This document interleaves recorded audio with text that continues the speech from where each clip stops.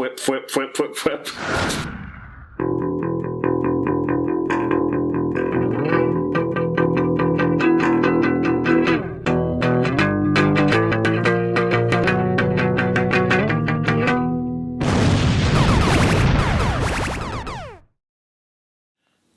I'm Andrew Dunn from the Media Lunch Break podcast, and today I'm going to talk to you about Spider-Man Into the Spider-Verse and who Miles Morales is and where he comes from.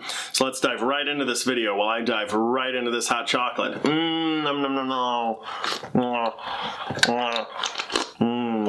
All right, enough's enough. I can't handle this. It's so disgusting how you're drinking that. You know what? Shut up. No one asked you anything. Well, maybe it would be better if I left. Yeah, why don't you just go back to your bread bag, you loaf? Maybe I will. You spider loaf. Yeah.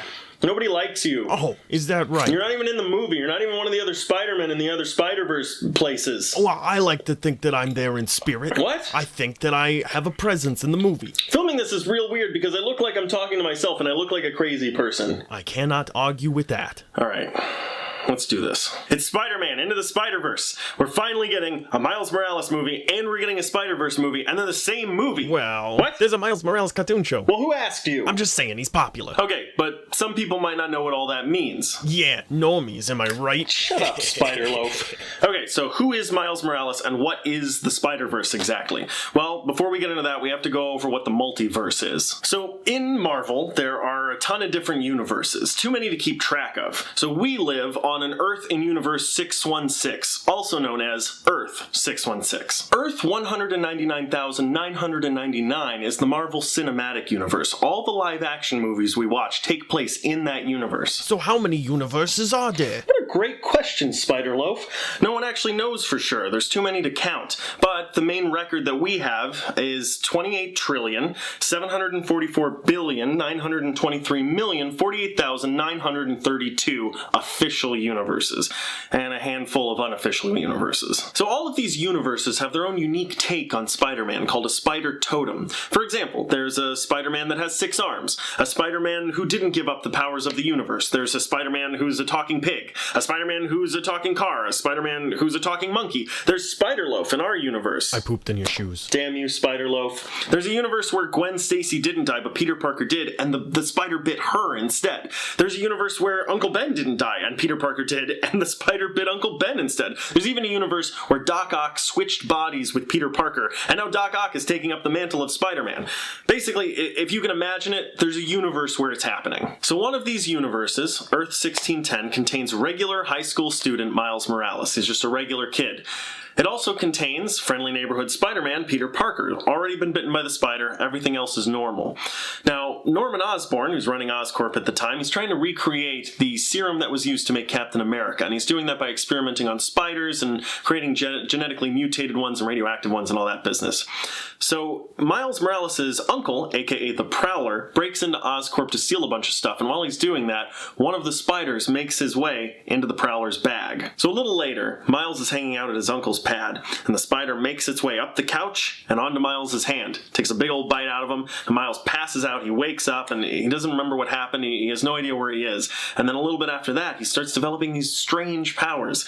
He can climb up walls, sort of uncontrollably, he just sticks to stuff. He can also turn invisible, he can even send a little electric shock into his enemies through his fingertips. Shortly thereafter, Miles Morales finds himself with his best friend Genki in front of a burning building.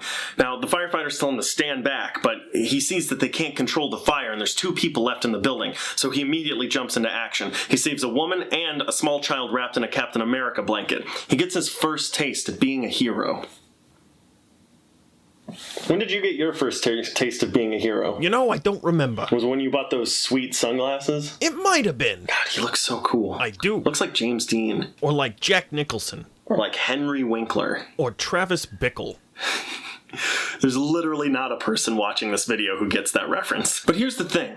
Miles is afraid. He's really scared of being a hero. He knows for a fact that he wouldn't be able to save everyone at once if he tried to be a hero, and he knows that there's a lot of crime happening at the same time. If he knows about all this crime, how can he choose to save one person over someone else? And then he'd have to live with that choice for the rest of his life. So, in the long run, he chooses not to choose. He doesn't even want to be a superhero, and besides, we've already got a Spider-Man, and he's doing a great job. Right?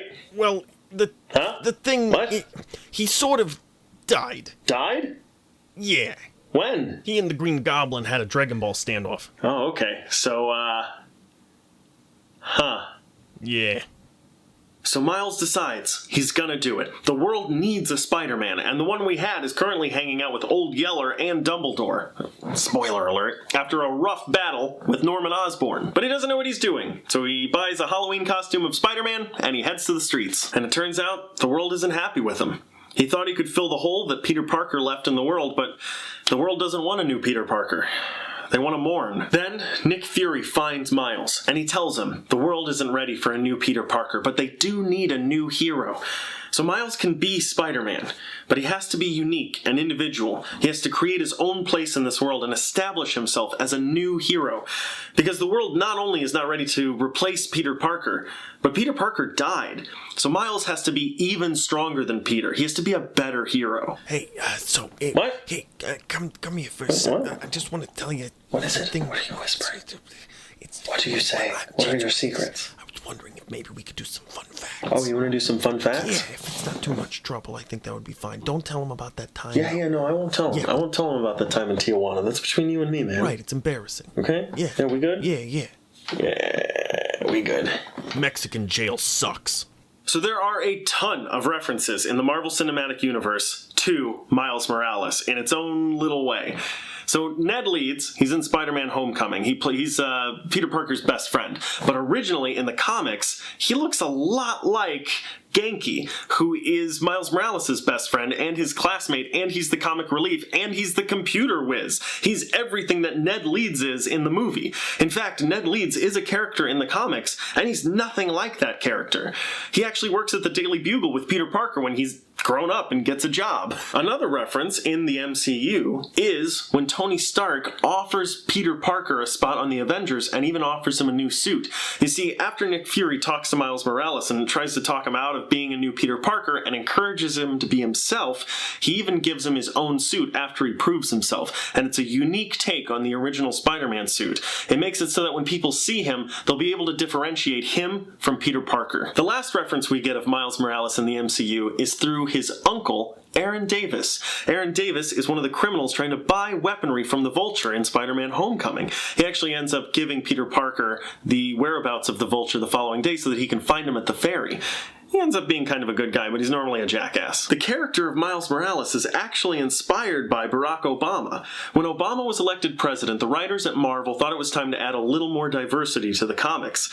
When they were creating Miles, they decided to make him half black, half Puerto Rican. An interesting take on Miles Morales is that he, like Peter Parker, is inspired in many ways by his uncle, only for the opposite reasons. Peter Parker's inspirations come from using his Uncle Ben, who died because of him, as a moral compass. He can follow the morals of his uncle, and that always leads him to the right place. Miles, on the other hand, is inspired to move away from his uncle. His Uncle Aaron was a really bad guy, the Prowler, one of his main villains, so he always uses that as a beacon to move away from. In 2010, the hashtag Donald for Spider-Man was in 100 new tweets every 60 seconds. This was all part of a fan campaign to get Donald Glover, aka Childish Gambino, to play Spider-Man in the new movie. In a 2011 interview, Glover discusses the backlash he received, mostly racist, at the notion of a black Spider-Man, and says that it was a significant inspiration for his first album, Camp. But hey, he managed to play Miles Morales in Season 3 of Ultimate Spider-Man, the animated series. So take that, racists. Never liked him. What? Childish Gambino. What do you mean you don't like Childish Gambino? He's great. It's just not for me. Thanks for watching this video. Be sure to check out our previous videos on our channel and click subscribe to make sure you can see our future videos as well. That way, you'll become smart enough to be the king nerd, and then you can rule over all the other little nerds. Wouldn't that be awesome? Dumbest thing I've ever heard. Well, I think it would be great. And no one even asked you, when have you ever been a king nerd about anything? Stupid spider loaf with your stupid glasses. Anyway, you can also check out our podcast that's every Wednesday on iTunes, Spotify, and Google Play Music. I don't listen to podcasts. What do you mean you don't listen to podcasts? Everyone listens to podcasts.